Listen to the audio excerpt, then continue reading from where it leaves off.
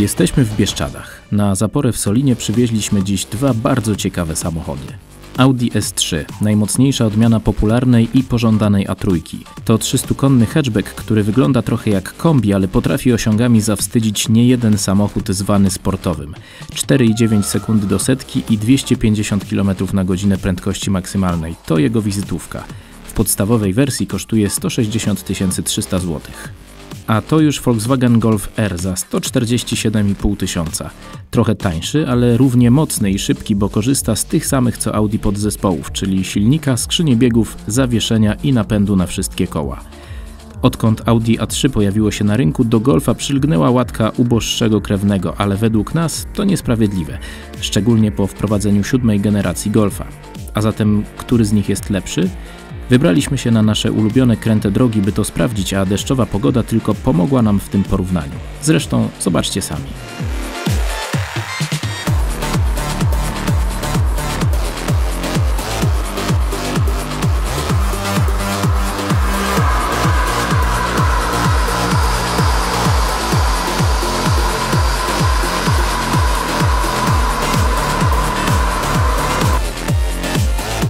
Jestem trochę niedysponowany, bo odebrało mi lekko mowę. Wszystko przez krtań, ale też przez to, co potrafią te kompaktowe samochody. Jeszcze parę lat temu nikt nie spodziewał się, że można połączyć w jednym kompaktowym nadwoziu 300 koni mechanicznych w zaledwie 2-litrowym turbodoładowanym silniku benzynowym, napęd na 4 koła i skrzynię biegów, która potrafi zmieniać biegi szybciej od najszybszego, najlepszego kierowcy na świecie. A jednak takie samochody już istnieją. Dziś zebraliśmy dwa samochody, to Audi i Volkswagena Golfa R, po to, żeby zobaczyć, co tak naprawdę bardziej opłaca się kupić za spore przecież pieniądze. Audi jest droższe o mniej więcej 10% od Volkswagena i można powiedzieć, że to jest tylko 10%, bo przecież za te pieniądze dostajemy wejście do klasy premium.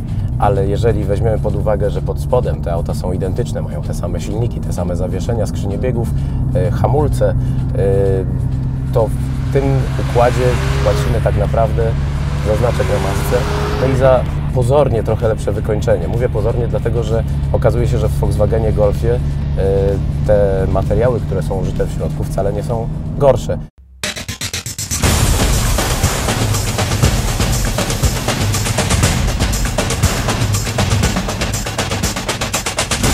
Różnice pomiędzy obydwoma samochodami są rzeczywiście niewielkie, dlatego kręte, górzyste drogi w Bieszczadach są nam bardzo przydatne i pomocne do oceny różnic pomiędzy obydwoma samochodami i udało nam się znaleźć kilka, niewielkich, ale jednak.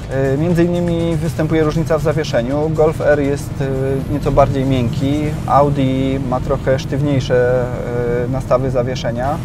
Poza tym układ kierowniczy w Golfie pracuje z większym oporem, w Audi jest bardziej komfortowy.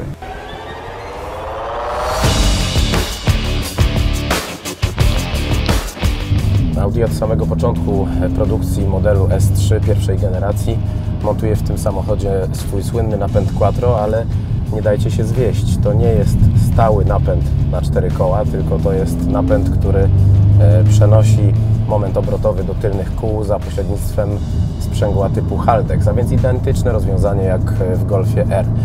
Działa nieźle, do tego stopnia, że właściwie nie czuć, kiedy ten tył włącza się i pomaga kierowcy nie tylko podczas jazdy po mokrym czy po śliskim, bo to rozwiązanie pomaga również zachować stabilność na szybko pokonywanych zakrętach. Natomiast trzeba wziąć poprawkę na to, że samochód ma preferencję przedniego napędu i w sytuacjach krytycznych będzie się zachowywał jak auto typowo przednionapędowe, czyli będzie lekko płużył przodem. To jest taki margines bezpieczeństwa. Kierowcy zazwyczaj w takich sytuacjach panicznych zdejmują nogę z gazu i w tych sytuacjach właśnie Audi S3 powraca dość spokojnie na wcześniej zadany tor jazdy.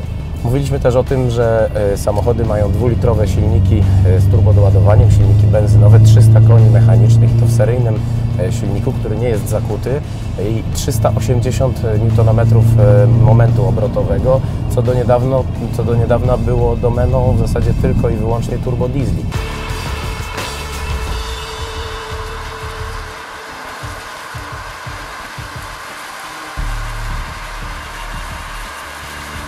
Po włączeniu trybu Race samochód staje się bardziej żywy, szybciej reaguje na dodanie gazu, skrzynia szybciej zmienia biegi, utrzymuje wyższe obroty i zawieszenie staje się twardsze.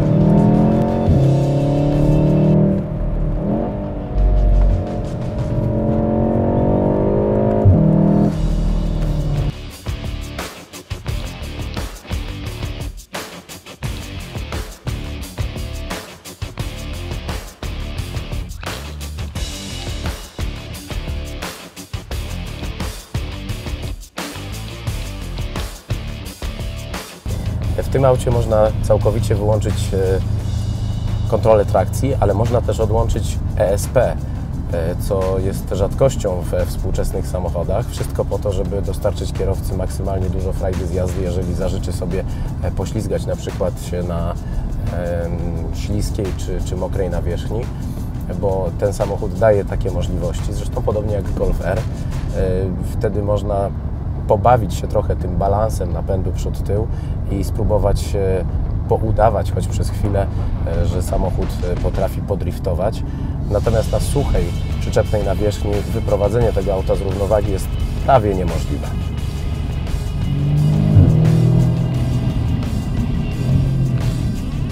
Słychać wyraźnie, jak w czasie zmiany biegów z wydechu dobywa się strzał, trochę jak na wyścigach.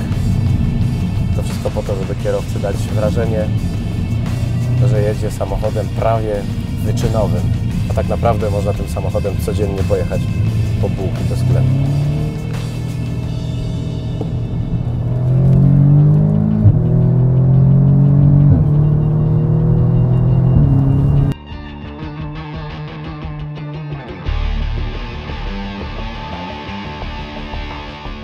Nie wiem, czy wiesz, ale dzisiaj znowu dużo ludzi będzie nas nienawidzieć. Za co?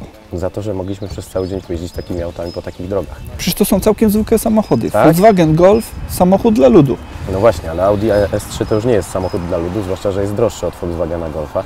Ale pomyślałem sobie, że dla tych samochodów trzeba ukuć nowy termin. Mamy już hot hatche, a to powinny być super hatche, dlatego że one są jeszcze lepsze od tych hot hatchy z przednim napędem. Mają 4 koła napędzane i poniżej 5 sekund do setki. I to jest naprawdę osiągnięcie na poziomie niezłych samochodów sportowych.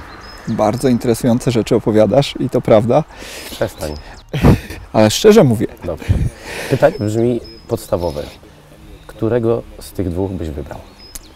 Wydaje mi się, że różnice pomiędzy tymi samochodami są tak małe, że to jest kwestia tylko i wyłącznie gustu, jak w przypadku Audi i Volkswagena, prestiżu i grubości portfela. Jaki masz gust i jaką masz grubość? Grubość portfela niestety skłaniałaby mnie w stronę Volkswagena, ponieważ to jest 10% wartości samochodu mniej niż w przypadku Audi, także wydaje mi się, że za to samo. Różnice są tak małe, że... To jest pewien problem, bo ja bym też wolał Volkswagena, ale gdybyśmy teraz razem wsiedli do tego Golfa, to jeden z nas nie mógłby prowadzić. A frajda z jazdy tymi autami jest tak duża, że... No cóż. Ale ja nie mam żadnego problemu z tym, żeby wsiąść za chwilę do Audi. Dobrze, to w takim razie ty wsiadasz do Audi, ja wsiadam do Volkswagena. Pełna zgoda. Mnie się tylko nie podoba to, że on wygląda jak kombi. Bo jak ma być hatchback, to musi wyglądać jak hatchback. To prawda, ale ma prestiżowy znaczek na masce. Prestiż. To pa, na razie.